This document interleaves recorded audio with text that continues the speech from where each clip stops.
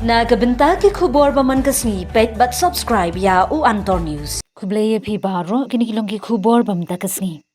Kiskul menta Jylla Meghalaya on pyndonkam no dagi kot Pule jong National Council of Education Research Training ha kajaka jong embos yathu umintri rangba ka Jylla u konbat ki sangma shakila pathai khubor hadian bala shim jing menjur na gajing yalang jong ka kinhun menteri menaka khat ndu turik unaiwe.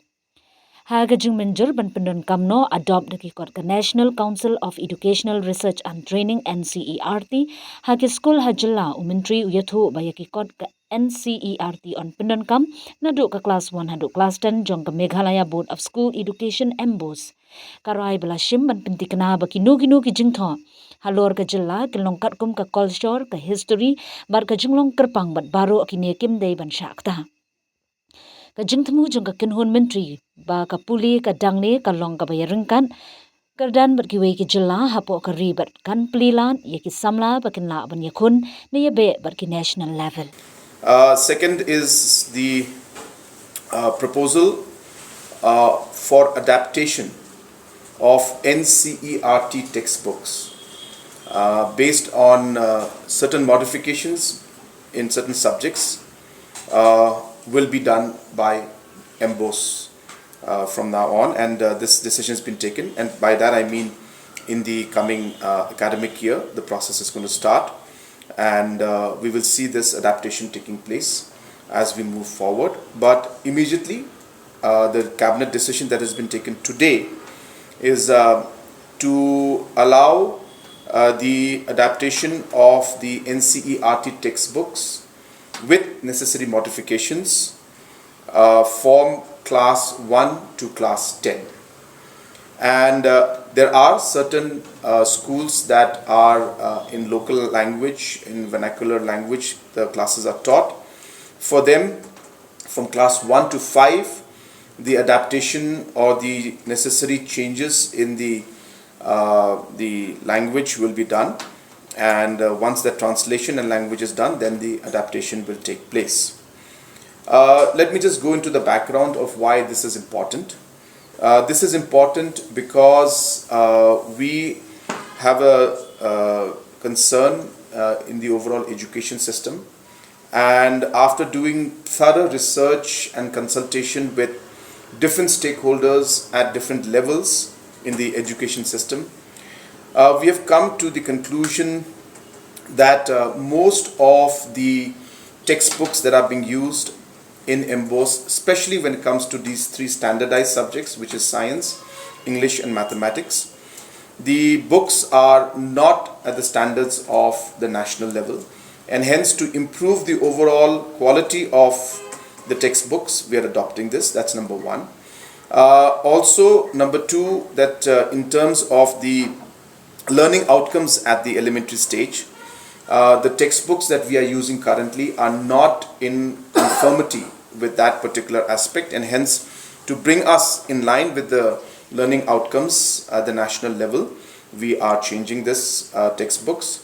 And this changing of the textbooks will also lead to a reduction in the number of textbooks being used at the different class levels. Just to give an example to you, that under the MBOS right now for class 1, 2 and 3, there are 11 textbooks that are recommended, but under NCERT there are only 4 textbooks.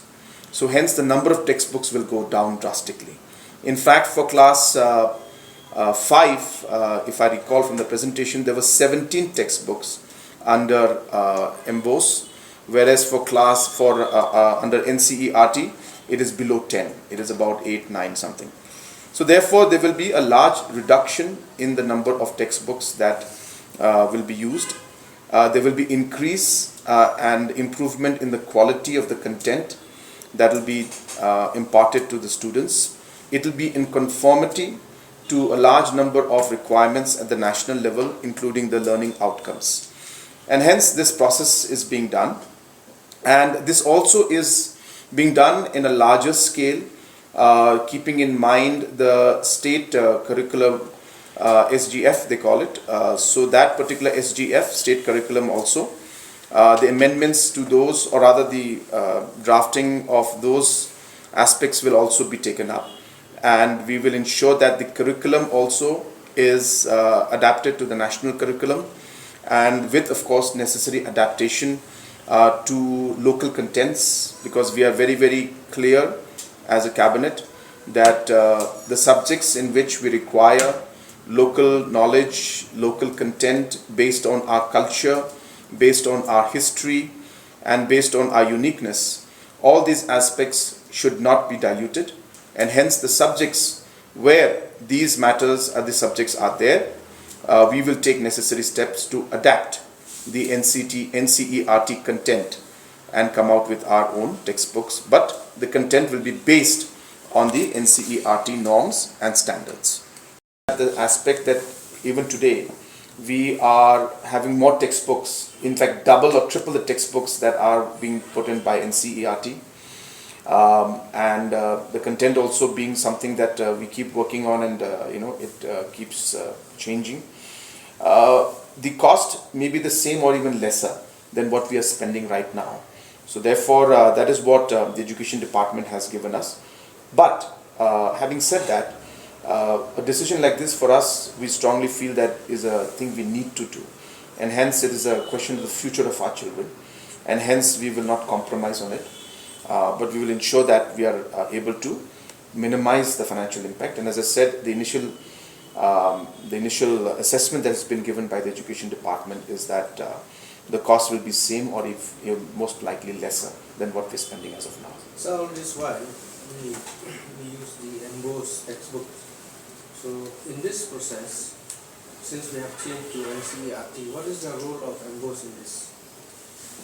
No, emboss role is, you see, you have to remember that the overall curriculum and the overall system is set by the DERT. And then emboss then focuses on the textbooks that have been brought in. And that is just one of the roles that emboss had, apart from the more important aspects of conducting exams and other aspects. And we've realized that, as I said, that while the overall flexibility was there before, it was not giving a proper structure, and more importantly, it was not leading to the outcomes that we would want for our students. And hence, this decision has been taken, and this will ensure that the main stakeholder in this entire process, which is our students, for which whether government or DERT or emboss is working, they should benefit at the end of the day, and they should come out more successful and more competent and better prepared for the competitive world. And so, keeping their interest in mind, we have taken this decision. On the literary and content and syllabus and textbooks do play a very important role in this. Now, for example, a large number of our textbooks. Now, there is something called, the learning outcomes at elementary stages. Now, this learning outcomes basically are a guideline given by, Central, on the basis of which these learning outcomes, the rankings of the states in terms of the education is decided. Now, a large number of our textbooks which were prescribed earlier by emboss did not, were not in conformity 100% with the learning outcomes. Whereas NCERT textbooks are more or less 100% in conformity with the learning outcomes, which are factor for the overall education quality index that is being prescribed. And hence, this decision is also being taken in order to ensure that entire content, not even 1%, should not be outside this learning outcome, criterias. And hence, this will now allow us to improve our overall learning outcomes index, and we do expect that it will lead to improvement. But obviously, just the syllabus being there and the curriculum there is not going to solve the problem for us. We need to ensure that the children learn it, and hence, how do we ensure that the teachers will ultimately work and in a productive manner, and will ensure that the students ultimately learn. So it's a complete process. We can say that this is new system. So it's not a new system. It's the same system, but we're improving it. Education system is already there, Our textbooks, as I said, were there, but there were 11, 12 textbooks for class 1, whereas education department has already consulted different stakeholders at different levels. And in fact, this particular decision is a decision that the cabinet today, after reviewing it, felt that it should have been taken a long time back. This is a long pending decision. As I said, there are the certain subjects like English, mathematics and science which are very standard in nature throughout the world, and hence the contents do not have much of local contents in them, and the examinations take place at that standard and at that level, and hence adopting the NCERT content and the textbook, and on the basis of that content adapting it to our contents, which will be minimum when it comes to, as I said, English and maths and science. This should have been done long time back. And as I said, just to give you an example of what it is, that in certain cases we have found that the content that is being used in class 10, books of emboss, those same contents are there in NCERT in class 6 itself, or in class 7 itself.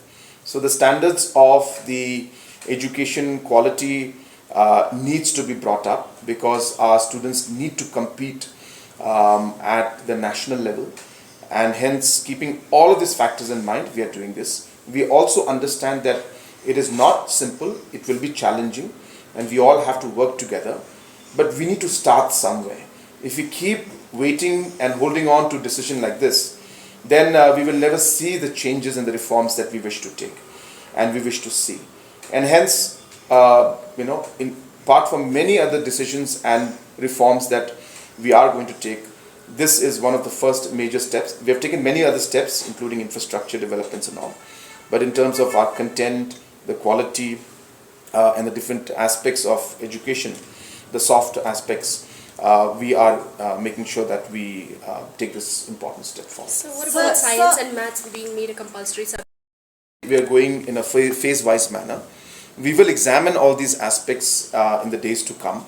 As I said, today was simply to say that in these subjects, the content now will be based on the NCERT textbooks. So you mentioned about the first phase. So what NCERT textbook norms and contents, because there are a lot of information that is, examinations are held at the national level, competitive exams, where the contents of the NCERT are very, very relevant.